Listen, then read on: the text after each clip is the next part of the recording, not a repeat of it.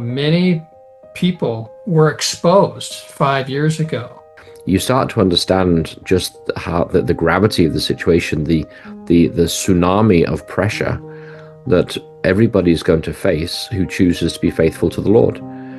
The image that what has been formed within us over the past, number of years is what's going to predispose people to, sit down and take it or stand up, regardless of the consequences, and say this is wrong. Whether in any closed system, some people will veer towards domination, but most people will veer towards submission. The great test is to be able to stand with Jesus, but alone from everyone else.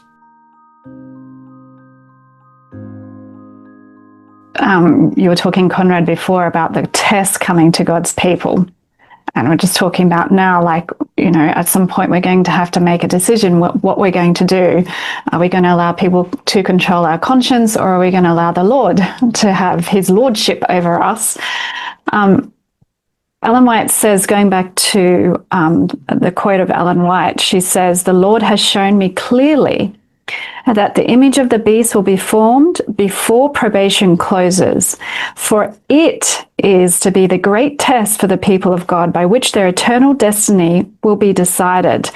And so in this quote is actually a letter that she wrote to a family where I think their daughter was having visions about how the image of the beast would be formed after the Sunday law and this kind of thing. But she says, no, it's going to be the test for God's people. So are we going through that test at the moment? What is the image of the beast probably is the first question to answer.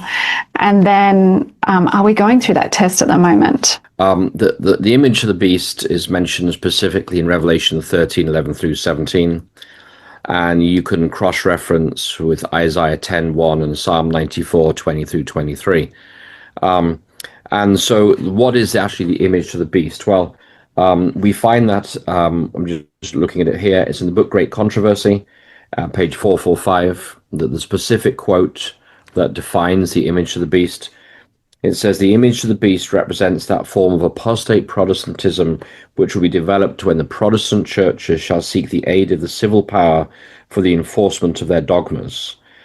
And then she goes on to say, "The image of the beast is made by the two-horned beast and is an image to the first beast," that is of Revelation 13, the first 10 verses, which is the papacy. And in order for the United States to form an image to the beast, the religious power must so control the civil government that the authority of the state will be employed by the church to accomplish her own ends. And so the Great Controversy very specifically defines what the image of the beast is. And, when we say, well, how would this happen in America? Well, last week I was in Virginia, and I went to see Culpeper Baptist Church. And, as Adventists, we talk about Roger Williams in the 1640s, but how did we get from Roger Williams to the First Amendment in our Constitution in 1770s, 1780s? And the story is that it was the Baptists. The Baptists, in their time, if you go back to Middle Ages with Martin Luther, when you were born in Europe, you had infant baptism. And infant baptism automatically joins you to the church, the Roman Catholic Church. And the Lutherans, they had the same system under Luther. They practiced infant baptism, and they persecuted people who would not accept infant baptism, as did the Catholics. And infant baptism essentially ties you to a union of church and state, whether it be Lutheran German or Holy Roman Empire Catholic. And so the Anabaptists came along and they said, no, you should not be baptized as an infant. There should be believer's baptism. And because of that, they were brutally persecuted by both Catholics and Lutherans because they were striking at the foundation of church and state, which was infant baptism. So when you come to Roger Williams in the 1640s, what happened was after Roger Williams, there were many Baptist ministers who started preaching their way south through the American colonies.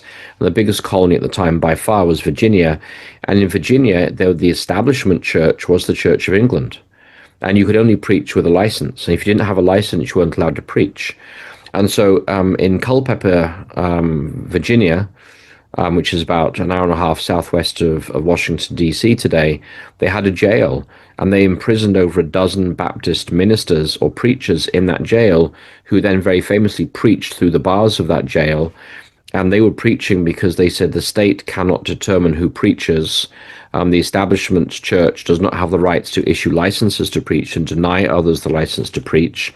And a man must be born again rather than just be born into the church through infant baptism.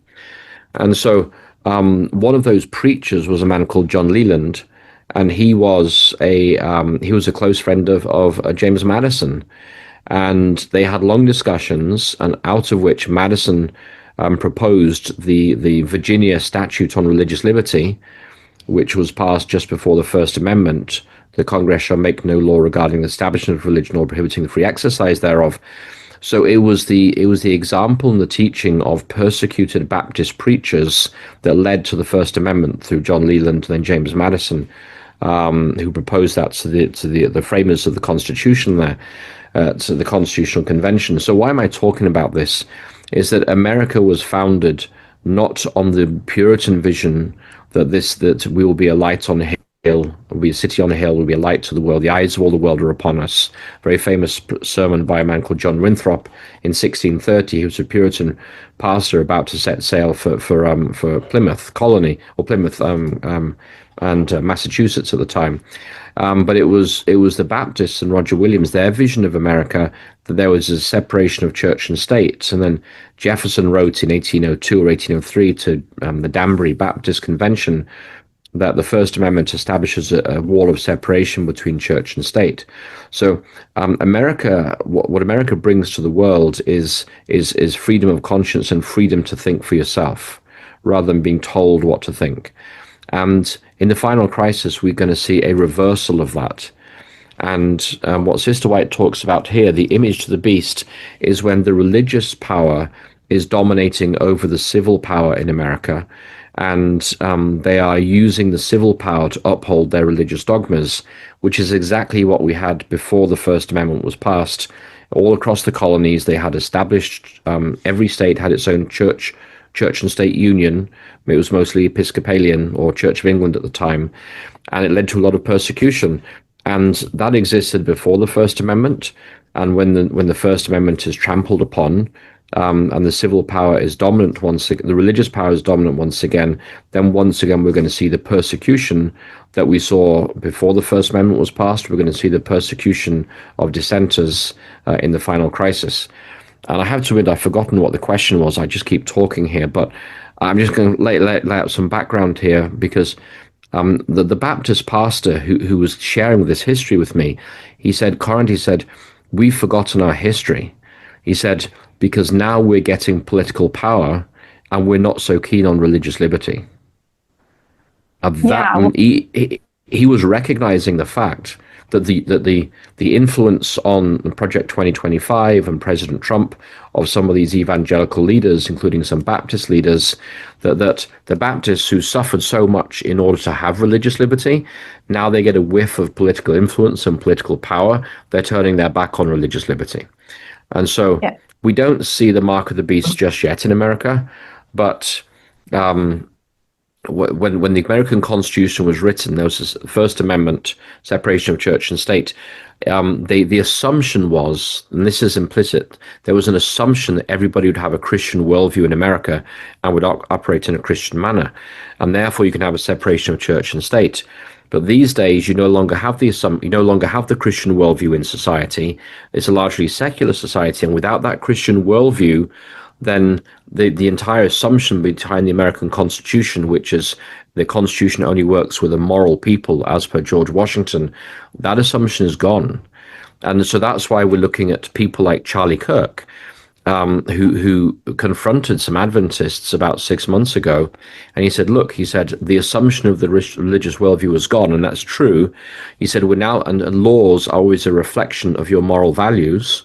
He said, so we either have laws that reflect a Judeo-Christian worldview, or we have laws that reflect a cultural Marxist worldview. Those are the only two options before us now. And that's why we see these political struggles going on. Will the laws reflect the progressive cultural Marxist worldview, or will they reflect a Christian dominionist worldview, which is probably that's where it's going to go. Which both of those deny liberty of conscience. It really doesn't matter which poison you pick; they're both poison at the end of the day. We see in America a spirit in our political world where the winner takes all, and there is little space for compromise anymore. There's another facet to the image of the beast, or the image to the beast. And I was just looking at Revelation 13, and these are passages that many are familiar with. But Revelation 13:11 talks about another beast that comes up out of the earth, and he had two horns like a lamb, and he spake as a dragon. Well, dragon speak, we're told, is legislation. And Conrad did a very good description of sort of the history of, freedom to practice religion. We have this verse here, though, that talks about legislation, and I think many Seventh-day Adventists are looking for that legislation, and then they're going to say, "Aha! Now's the time. We need to be ready." Yet the Bible goes on and kind of unpacks how that's going to happen, because in verse 13 it says, "He doeth great wonders, so that he maketh fire come down from heaven on earth in the sight of men." And it makes me think of Elijah on Mount Carmel. The story. All the priests are gathered. Elijah is all by himself against, these 450 priests of Baal and Ashtaroth and, whoever else they were worshiping back then. And you remember all the people had gathered at the base of the mountain. And they were not willing to stand up and take a position on who the right God was. And again, the story goes on. The priests of Baal were beside themselves that they couldn't bring fire down from heaven. I maintain the reason is that they regularly were able to bring fire down from heaven. Satan was in that day sending fire from heaven. That's why they were comfortable with this test. And so that's going to happen again. Revelation 13:14 says,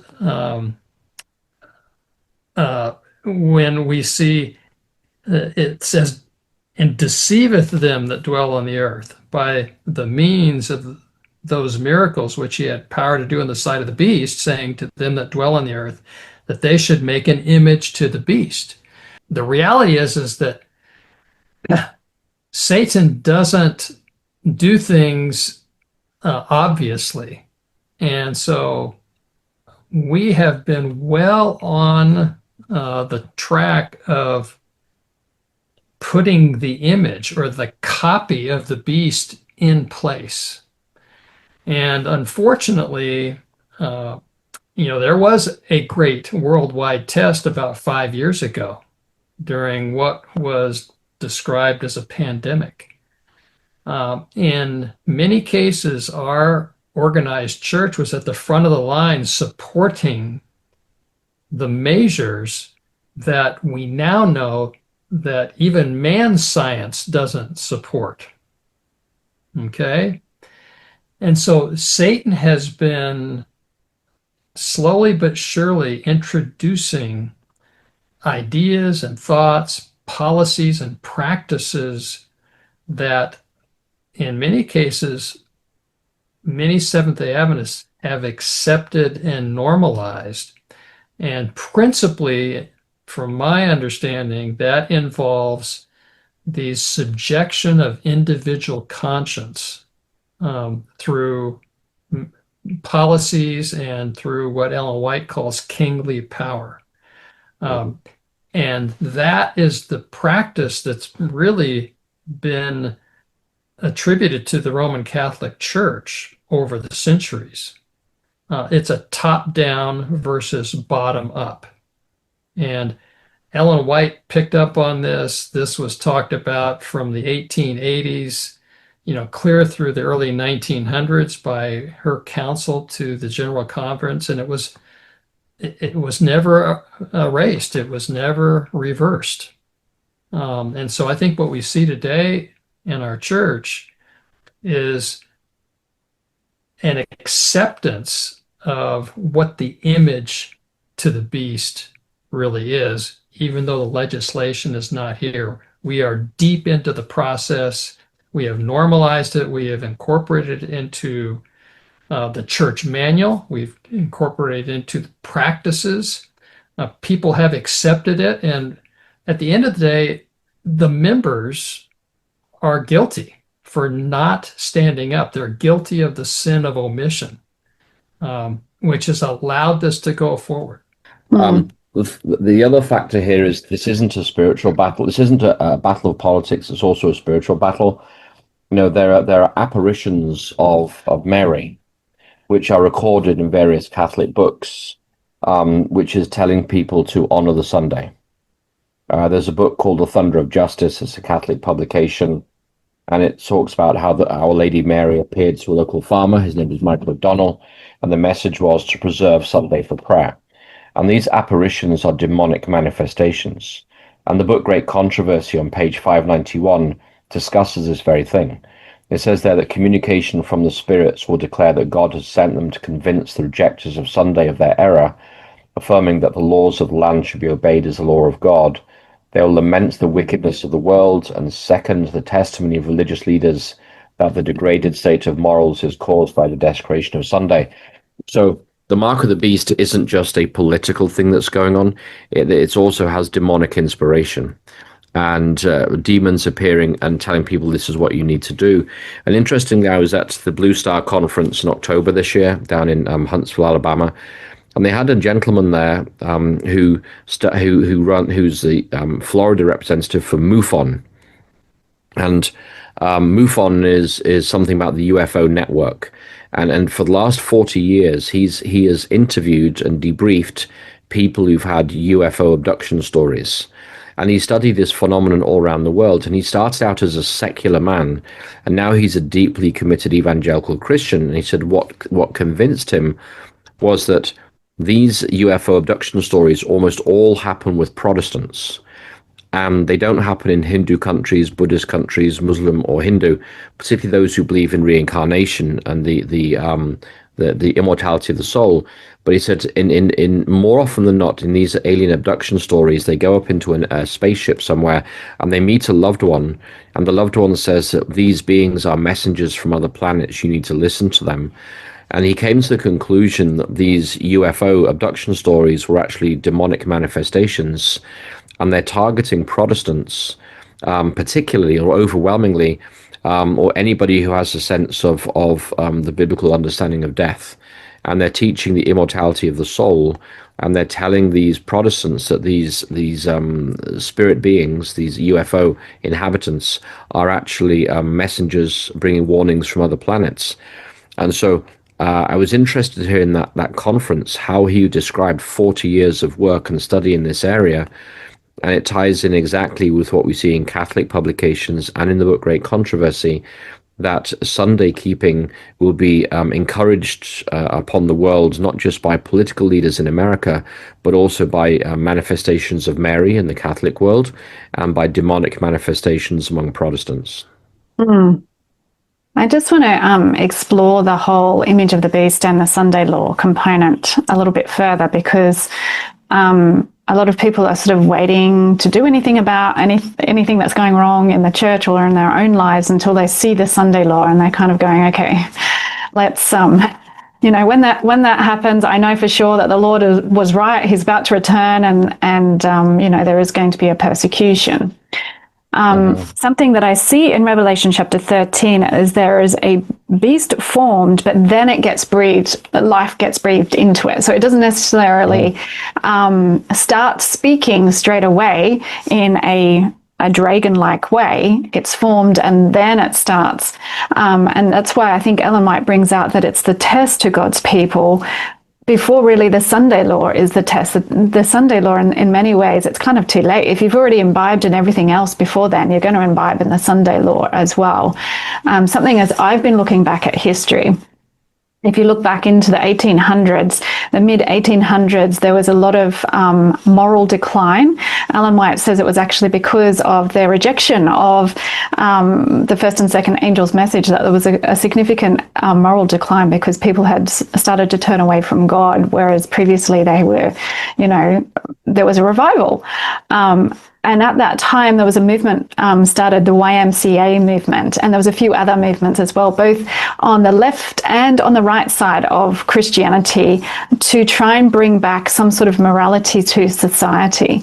And so they started getting involved in the political realm. These entities like the YMCA and others started to get involved in the political realm to try and influence legislation so that morality would be legislated for. And so we see the national reform movement that rose up and tried to legislate for Sunday across America. But when you get to the early 1900s, there's the First World War, and the League of Nations has been formed. And during that time, there were Christian unions, as in trade unions, that joined what was the International Labour Organization as I can't remember what the term that they used, but they didn't use the NGO term back then. It's a UN type term, but there was an equivalent term that was used for these Christian trade unions. So there was a Protestant one and there was a Catholic one. Interestingly, the one that was the Protestant one, the president or the chief executive officer of it was a Catholic, and he actually sat on the board of the Catholic Union. And he went to the International Labour Organization, which was a specialized agency of the League of Nations, and they actually agitated for a Sunday rest to be implemented into the international conventions that were being drafted by the International Labour Organization, and they were drafted into it. They were guised as weekly rest days, but if you read all of the questionnaires and all of the other documents that were the reports that came from the questionnaires that were given to all of the nation states, Sunday was the rest day. It was then. And so we've had Sunday rest days for many, many years across many nations, and then we see in the UN was formed in the 1940s. And it's something Tim Rumsey actually shared. I sent him my paper that I submitted to the Revelation 17 conference, and I spoke about how fire coming down from heaven was really actually what drove the United Nations being formed, and that was the atomic bomb. It's interesting the way the atomic bomb, I know that people are going to think that I'm a bit crazy saying this, but the way the atomic bomb explodes in midair and then sends fire down. It doesn't actually hit the ground and then explodes. And it's interesting because there was so much spiritualism that went around the formation of the atomic bomb. So the guy that actually led the project to develop the atomic bomb was he was an American, but he believed in the Lord Krishna. And he actually, the day that the first test was formed, I can't remember what he said, but he said something like, "Now I've become the destroyer of mankind." And it was a direct quote, whatever it was. I'll have to find it and put it on the video. But he actually was quoting from Lord Krishna as he said this. And so there was quite a lot of spiritual things going on, and there's a lot of conjecture amongst some of the spiritual people that the demons were actually helping the development of the atomic bomb. But that became the impetus for the United Nations. And then they ended up passing, even though the International Labour Organization transferred from the League of Nations over to the UN, they ended up passing another identical convention that was all about weekly rest. So when we look at Sunday as being potentially a test. It has already been there for many, many years, a rest that's been across the world, that's been legislated for in many, many nations. But Ellen White, she specifically says that the image of the beast is the test. And a lot of people will conflate the image as being the mark, and they're not. She distinctively makes some difference. The image actually causes people to receive the mark. It isn't the mark itself. So if we think ideologically, what is the philosophy behind it's? Yes, we know that, church and state combine, but behind that, what is the issue that the image of the beast is primarily targeting? Or what is it? What is its philosophy that is against Christ? I mean, for me, the short answer is for an individual or individuals to have the internal ideology of adopting the common good philosophy or the greater good philosophy, which is absolutely opposed to how God operates and how his kingdom operates. And again, many people, unfortunately, those I know well in many cases, were exposed 5 years ago, and their internal thought was, well, we need to do this because it's what's best for society or for my family. I have a friend, and we hear these stories, but I actually know someone where his children would not allow my friend and his wife to see their grandchildren unless they, went ahead with the medication and the whole mask routine, etc. So that's one of those things where we're going to have to stand in a very, very unpopular place, and that's why it's called the Great Test.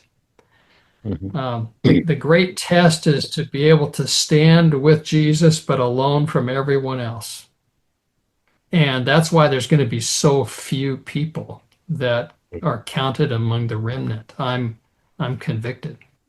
So in that final struggle, we see the world's dominant superpower, America, acting on behalf of the first beast, which is the papacy. And the power behind that first beast, the papacy, is Satan himself. We see that in Revelation 13, verse 1, that the dragon and the dragon gave it his power and his throne and great authority in Revelation 13 and verse 2. So we are dealing at the end of time with the world's largest organized religion, which is Catholicism. It's a global religion. We're dealing with the world's largest global military force, which is the United States, which is already using tariffs to coerce other countries for US domestic purposes.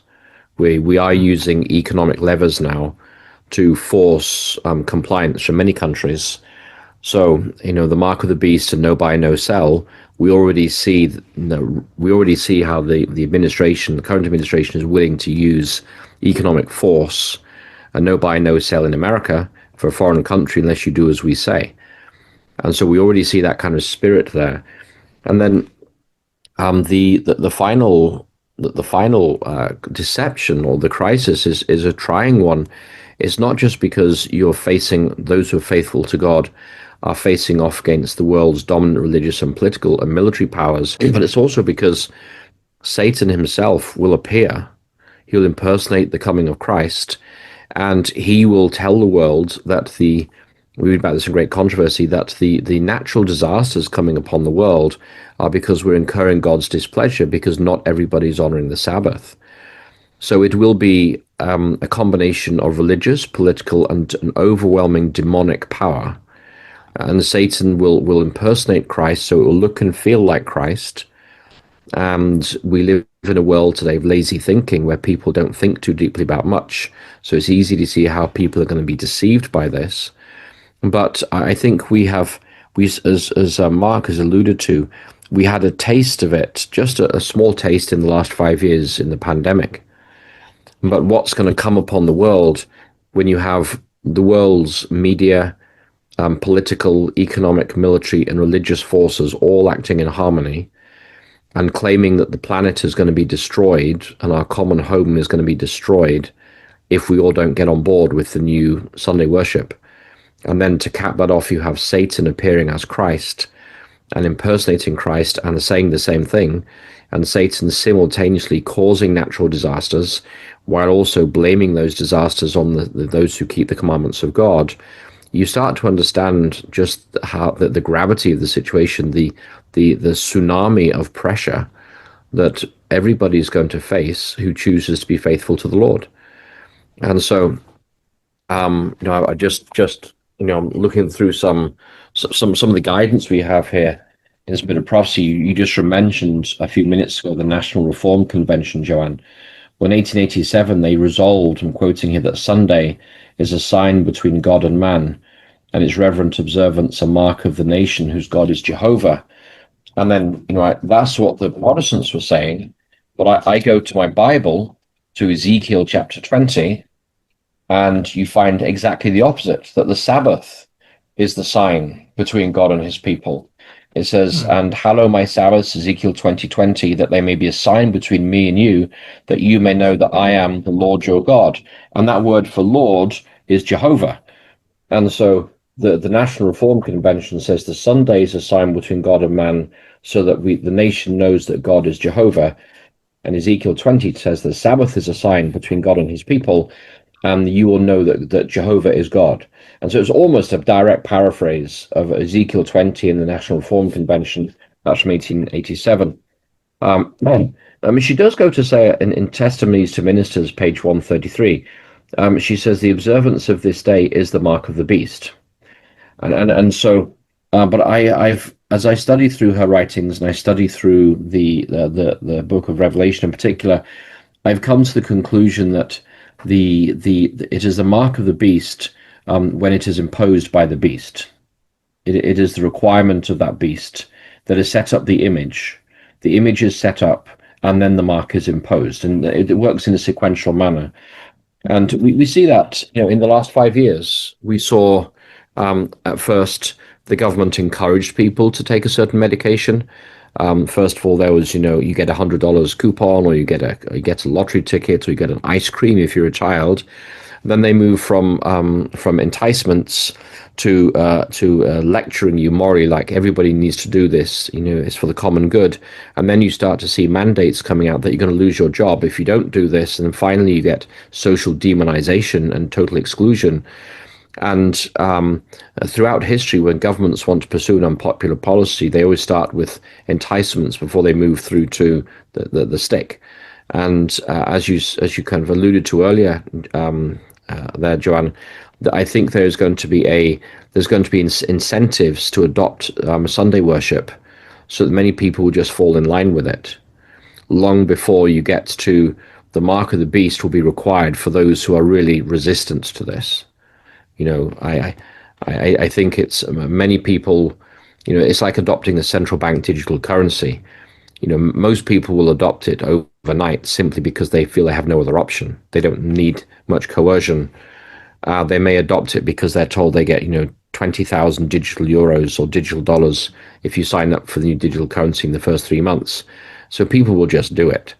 And so the Sunday keeping is the mark of the beast, but primarily when it is imposed by the beast. One of the things that occurs to me is if you look right back at the beginning of Earth's history, once again going back to Genesis chapter 4, you have, if you go to Genesis chapter 3, what was the first beast that was actually being used by Satan? It was the snake. But the next chapter, we get Cain and Abel, who, as I said earlier, they're part of the same church. One demonstrates the spirit of Christ, and the other one demonstrates the spirit of Satan. And, Abel is trying to do the Lord's will, And Cain kills him because of that. It makes him feel really uncomfortable to know that someone else is doing the Lord's will and he's not. Is it possible that the Spirit, and I'm not saying that obviously that, there's some people who say that there's Jesuits in the church and all of that sort of thing. I don't know. Maybe there is, but I don't know. If there are, that there would be good Jesuits because they hide themselves. But is the spirit of the image of the beast, which is really lording it over someone else and destroying someone if they're not doing what they want them to do, rather than, if they're going and doing the Lord's will, but it's against what you want to do, you'll kill them. It might not necessarily be physical killing, but spiritual killing. Is that kind of spirit seen in our church today? I think that's really the right question. What led people to so readily, and I'm talking about Seventh-day Adventists, to so readily accept the restrictions 5 years ago? And I don't actually have the answer to that necessarily, but we need to study that because, we know that was incorrect. It was wrong because it fell under this ideological concept of the greater good. Whatever predisposed people to choose the easy route 5 years ago is very likely some of the same things that are going to lead people to readily accept the establishment of Sunday as a rest day. And Joanna, you and I were talking earlier about what form that could take. And yeah, I think it's not going to be draconian because then people aren't going to accept it. But it could easily be, let's say from late Saturday afternoon to midday on Sunday, for example. And I think that a lot of Seventh-day Adventists will readily accept rest. They won't see it as, messing with their ability to worship on the seventh day. They certainly won't see it as forced church going on Sunday. And the fact of the matter is Exodus 20 verse 9 says that God established, the 6 days as days that we are to labor, we are to work. That's part of the fourth commandment. It's not focused on very often, but God expects us to work on Sunday. What percentage of people within our organized church are going to stand up and take a public position on their social media accounts? Are they going to say, time out, Sunday rest is wrong? And the image that what has been formed within us over the past number of years is what's going to predispose people to sit down and take it or stand up regardless of the consequences and say this is wrong. So the image is formed within us probably even now, just as that ideology led people to, when this pandemic was declared, and within a couple of weeks, all the restrictions came down. I mean, so many people within our church rushed to embrace that. They wanted to be the first to embrace it. It's amazing. Well, when the pandemic started, they said we have 15 days to flatten the curve. Right. And if they'd said up front, this is what we're going to do, they've had a lot of social problems. But there was an incremental approach. 15 days to flatten the curve. So everybody goes home. And then after 10 days, they say we're going to extend it to 30 days. And then we're going to have regulations for people working in offices. And then in Michigan, where I live, the state of Michigan issued an executive order about twice a week, which was about 50 pages long of legalese. And it was my job to read through that executive order twice a week and figure out what the latest requirements were. And because this was written by lawyers, none of it was clear. It was always ambiguous. And by 18 months into the pandemic, you'd have a paragraph that reads something like, pursuant to subsection 3 of this executive order, dependent upon section 65, clause 3di of that executive order, but notwithstanding section 16 of executive order 1143/07 of this particular date, it is hereby determined that something or other. And you had to have like a doctorate in mental gymnastics just to figure this stuff out. And it was coming out. I was spending maybe 8 or 9 hours a week just reading this stuff, trying to understand what are my legal responsibilities. But it all started out with easy little steps. This is for your own safety.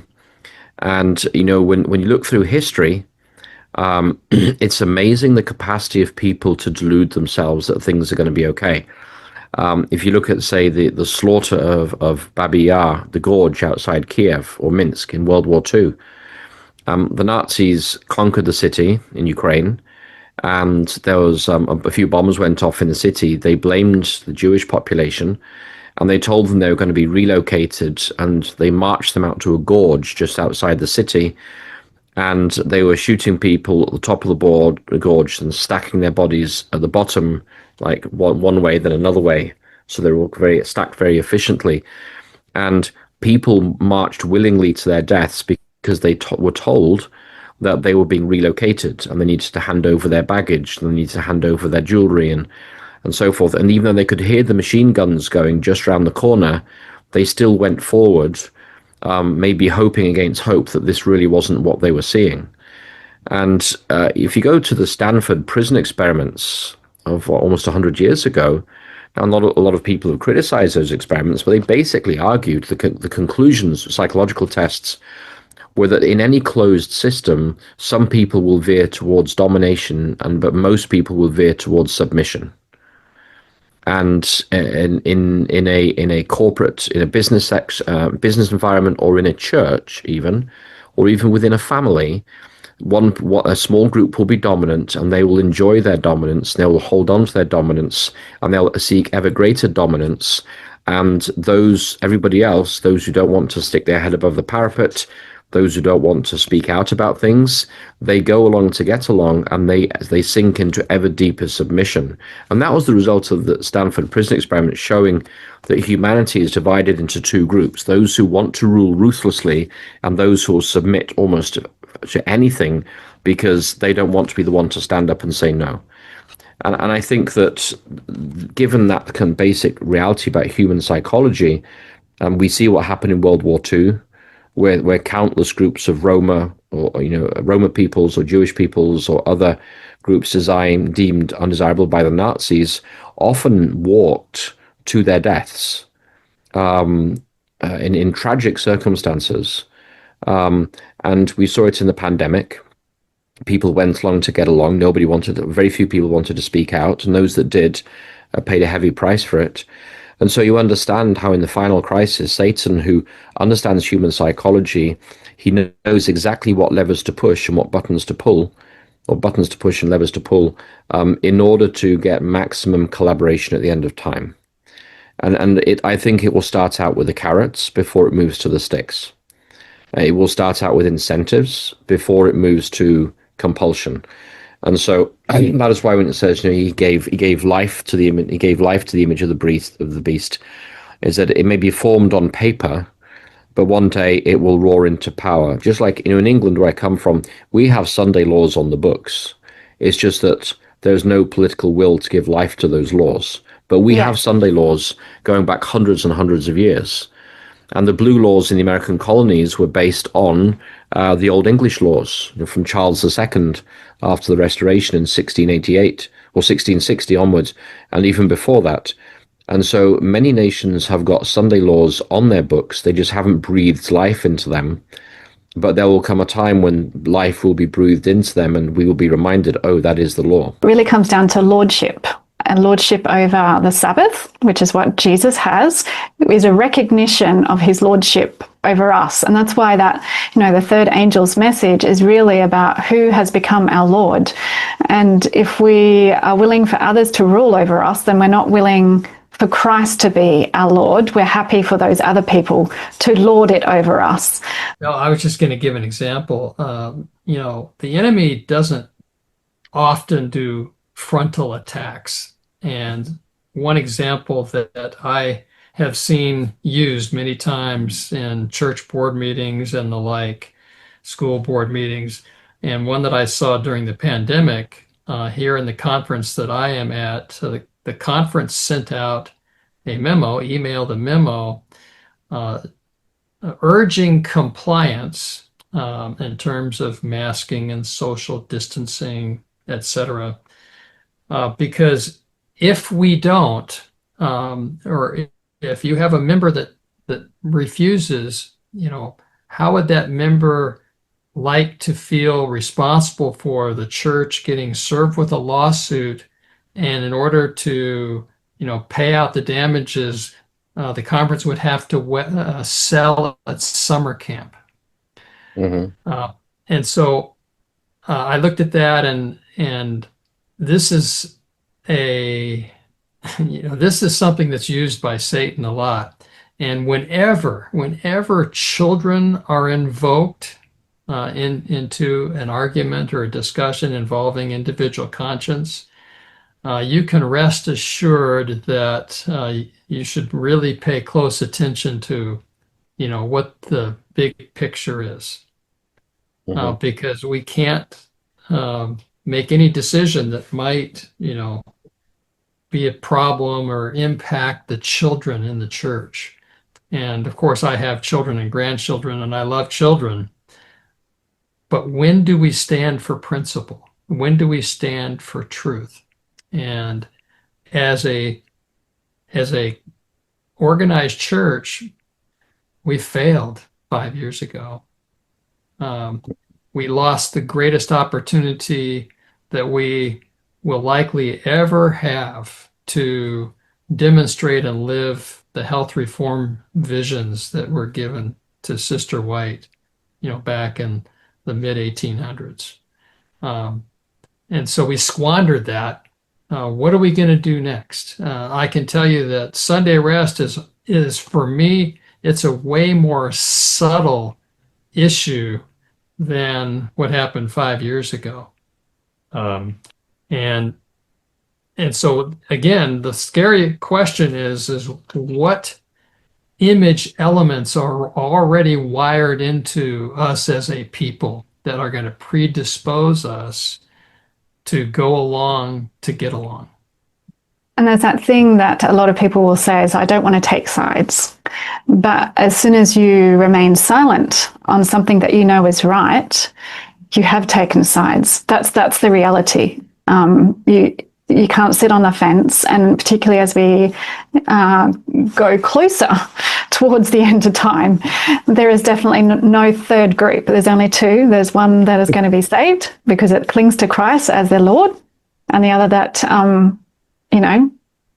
rejects Christ and rejects his lordship. Ezekiel has been invoked several times during this discussion, and Ezekiel chapters 3 and 33 talk about the watchman, and we don't often focus on the sin of omission. The sin of commission, that's straightforward, but the sin of omission is something that I'm afraid, maybe all of us to some extent have, are in danger or have been complicit in the past of saying nothing when we should have stood up and spoken. This is the Isaiah 58:1 verse, one that's rarely spoken from the pulpit. Yeah, the watchman, what of the night, very famous passage there. And Sister White goes on to comment about this, and she says in Third Testimonies, page 254, She says, but the message of the true witness reveals that a terrible deception is upon our people, which it makes it necessary to come to them with warnings to break their spiritual slumber and to arouse them to decided action. She goes on to say, it is a duty of both watchmen and laymen to give the trumpet a certain sound. And it says, God calls the watchmen and privates connected with his army to strengthen the outposts to guard the fort. And so it's very, very clear as we read these quotes that there are people who say, they say, if there's a problem at the head of the church, Christ will fix it. It's not up to the members to call for reform. And it's not up to you as a lay preacher to call for reform. And it's above your pay grades to question what the leaders are doing. But what we find in the spirit of prophecy is very, very clearly, she says, it is the duty of both watchmen and laymen to give the trumpet a certain sound. And so that means God calls people who are preachers and lay people, doesn't matter in the eyes of God. God calls people who are willing to be to give the trumpet a certain sound, to warn his people before impending destruction. But coming back to where your question was on here, which is the Lordship of Christ, I would really fundamentally agree with you on that. And I think, a fundamental principle of our Christian faith is the Lordship of Jesus Christ. And I'd say that it's actually ideas that rule the world, and a denomination is molded by its ruling principles, just as a nation is molded, as an individual life is molded by its ruling principles. And as Adventists, we have at least claimed to be supporters and champions of religious liberty, not just for ourselves, but for everybody else. And you say, well, what is this based on? Well, the just as an oak comes from an acorn, so all of the branches of Adventist theology come from the acorn, which is the absolute Lordship of Jesus Christ. As the Bible says, one is your master, even Christ, and all ye are brethren. And so Christ is the head of the church, and all authority is committed unto him, and he must have absolute preeminence in all things. And as Mary said to the servants in John chapter 2, the feast of the wedding of Cana of Galilee, whatsoever he saith unto you, do it. So if Christ is the absolute ruler of the church, then how do we find Christ's will for us? And that is in the Bible, in the Word of God. And that is why the Bible is our standard of practice and our rule of faith. At least that's what we claim to be. And that's why we must always ask ourselves the question, what saith the Word of God? And that means that we're not looking for traditions of men, we're not looking for councils and their decisions, we're not looking for fundamental beliefs or ecclesiastical formulations. We're looking for the will of Jesus Christ to guide us and to govern us in how we are to live as a people. And so, if I may, I'm just going to pull up something here. There's a quote that comes to my mind. As I talk, I'm just looking. Yes, it's in Acts of the Apostles, page 68.2. She says there, the banner of truth and religious liberty held aloft by the founders of the gospel church and by God's witnesses during the centuries that have passed since then has in its last conflict been committed to our hands. That is the Adventist movement. And the responsibility for this great gift rests with those whom God has blessed with the knowledge of his words. Then this isn't how she concludes the paragraph. She says, God's word must be recognized as above all human legislation. A thus saith the Lord is not to be set aside for a thus saith the church or a thus saith the state. That's a fascinating sentence, that a thus saith the Lord is not to be set aside for thus saith the church or a thus saith the state. And so when we look at these things here, the Lordship of Jesus Christ and his will as revealed in the scriptures is to be supreme in the life of the believer, not the decisions of the church, not the decisions of the general conference, not the decisions of your local conference, and that we must not set aside a thus saith the Lord with a thus saith the church. And inevitably that will bring conflict. As Mark was sharing there, I was just finding that verse again, from Zechariah 13. It says, awake, O sword, against my shepherd, against the man who stands next to me, declares the Lord of hosts. Strike the shepherd, and the sheep will be scattered. And Jesus quotes from that in Mark 14. He says, Jesus said to them, "You will all fall away, for it is written, I will strike the shepherd and the sheep will be scattered." And if we've learned one thing from the last 5 years, it's that when the image to the beast is set up and when image is breathed into the life of the beast, into the image to the beast, Adventism will scatter, as it did in the pandemic.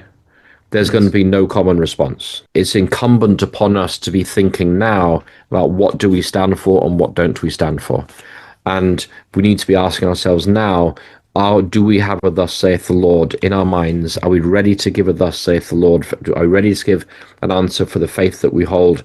Are we willing to defend the faith that has been passed on to us or not? Because when the flock is struck, the sheep will be scattered. And when the mark of the beast is imposed, there will be people in leadership positions who are urging that we should accept it, probably because they'll say this is not a religious liberty issue, this is an environmental issue, something like that. And there'll be immense pressure even within the body of Christ to accept the mark of the beast.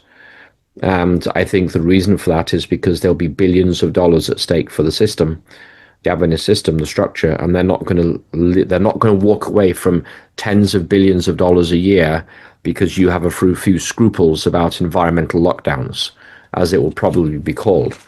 So I think we can expect from Zechariah 14, from Mark 14, from what happened in the pandemic, we can expect that when the coercion comes, the flock will be scattered, and everybody watching this program needs to be thinking now about what do I stand for, what do I believe, do I have any red lines, in my own mind, am I clear about these things, and am I willing to lose all for the cause of Christ?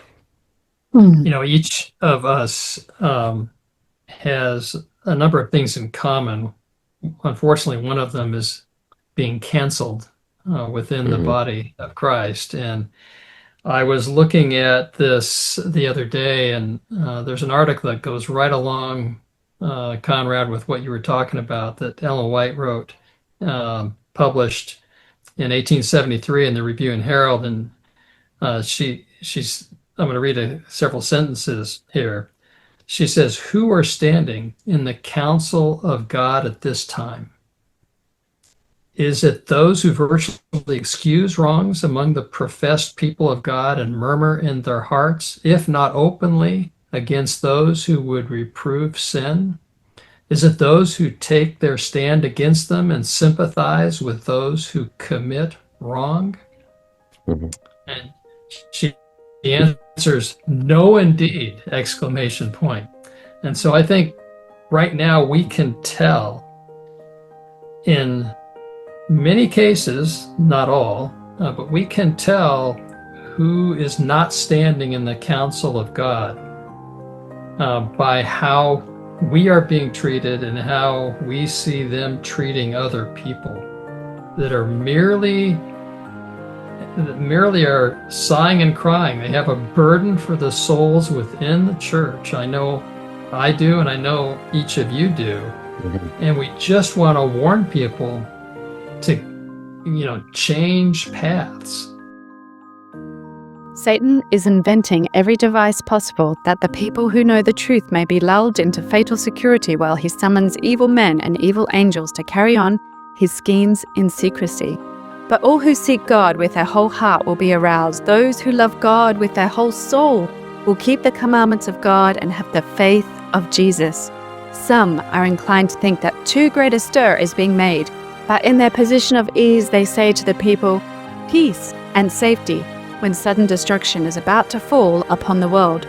I tremble as I think of the words that have been spoken to me concerning those who do not act in accordance with the truth for this time. Said my guide, those who do not arouse will be passed by, and God will move upon men who will respond to his call and carry his work forward and upward. God calls the watchmen and the privates connected with his army to strengthen the outpost, to guard the fort.